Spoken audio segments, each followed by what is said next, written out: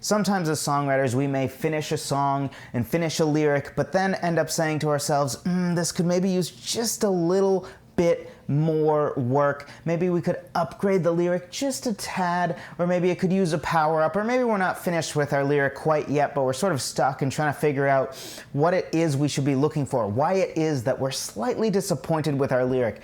And I think one of my favorite things to do in order to power up a lyric, in order to make a lyric better, is actually to look for tattoo lyrics within the lyric. So a tattoo lyric is basically just a lyric that you think would be worthy of somebody tattooing on their skin. Whether you personally would get a tattoo with the lyric on it is frankly irrelevant, but the basic idea here is that we write lyrics that are worthy, are good and deep enough, and interesting enough, and meaningful enough for people to find worthy of tattooing to their skin. Now, certain parts of your song that should basically always be tattoo lyrics is the majority of your chorus.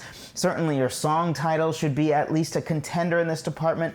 But when I'm looking to add some tattoo lyrics, or when I'm looking to add a lyric that is worthy of being tattooed to somebody's skin that maybe is unexpected, or in a place that normally would have more forgettable lyrics than, say, the chorus and some of the main parts of the song, I'm usually actually looking in the verses, maybe throw it in the middle of the second verse, somewhere really unexpected. Because the reality is that in the chorus, in main parts of the bridge, at the end of each verse, or maybe at the first line of each verse, those should be expected to be tattoo lyrics. In fact, that is the first place that you should look to see.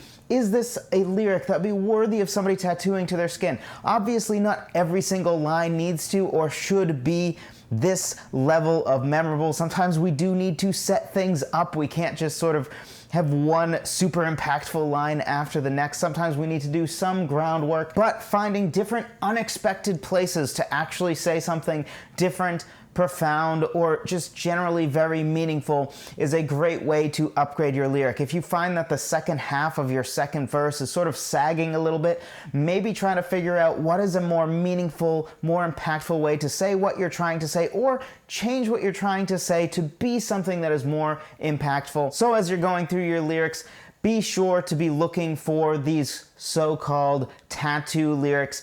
In general, I like to think of them as either a single line or maybe two lines in a row. A tattoo lyric that's maybe 4 lines is maybe going too far, right? At that point, it's basically a song section.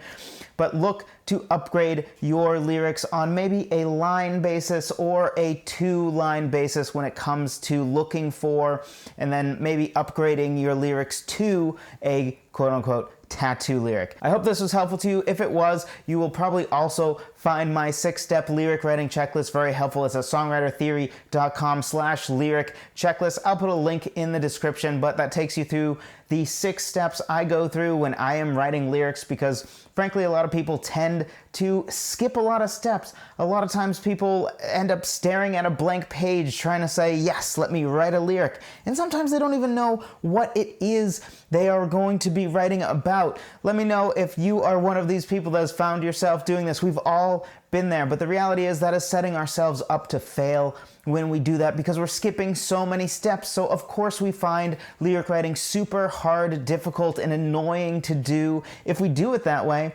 because we're setting ourselves up to fail by skipping a whole bunch of steps. This 6-step lyric writing checklist will walk you through the 6 steps. Each of them will be something that is smaller and bite-sized to do and has really one concern at a time, so that you can focus on getting a really good end product that you can be proud of without biting off more than you can chew at any one step. Because at the end of the day, that's all we really want, right? It's sort of a process to go from I have an idea to lyrics we can be proud of in a consistent manner. So if you're interested in that, be sure to check out that free guide. It's at songwritertheory.com/lyric checklist. Thank you for watching, and I'll talk to you in the next one.